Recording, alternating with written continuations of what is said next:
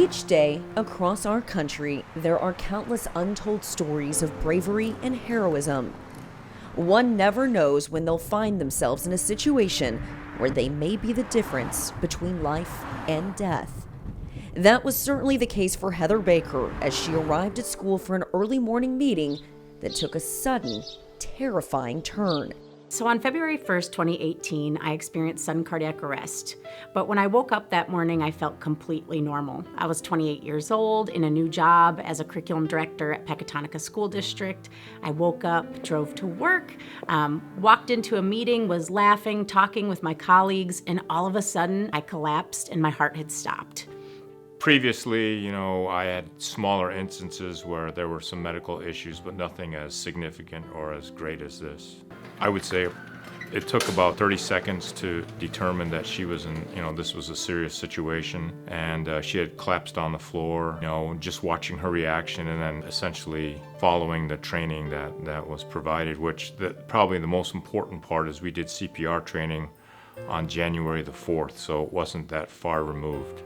So the thoughts running through my head were, here is a 20-some-year-old beautiful young person, not been married too long, got a whole life ahead of her, and she's having cardiac arrest right here in our office. 911, where's your emergency? So the drive to me is that she's not going to pass away or die on my watch. It was that resolve, determination, and teamwork that allowed Heather to be stabilized until the paramedics arrived. Though she still had a pulse, the outlook was grim. Less than 10% of those who experience cardiac arrest outside of a hospital survive the trauma.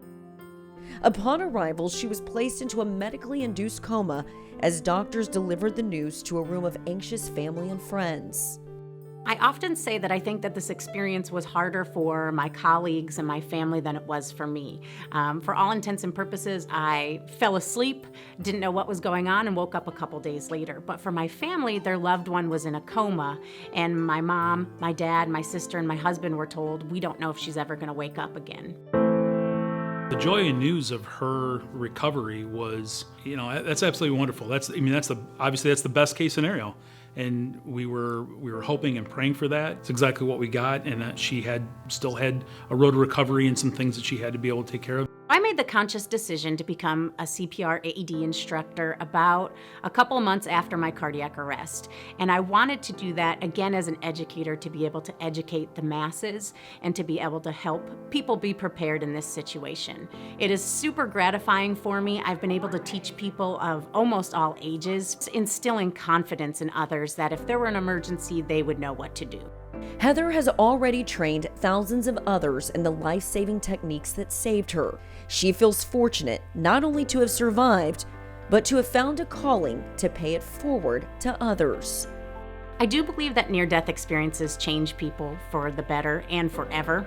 I've been able to see how grateful I am to be here, and I chose to do a lot of things to give back to others. So teaching CPR, getting my doctorate, and just chasing dreams that I may not have pursued before.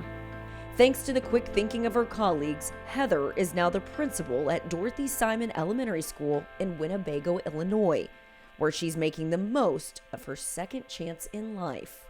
My heroes are incredible people, and I always like to say that they are average, everyday people.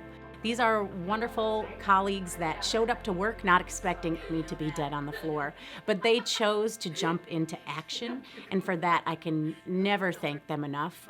We've all remained very close as friends, and I appreciate them more than words could ever say.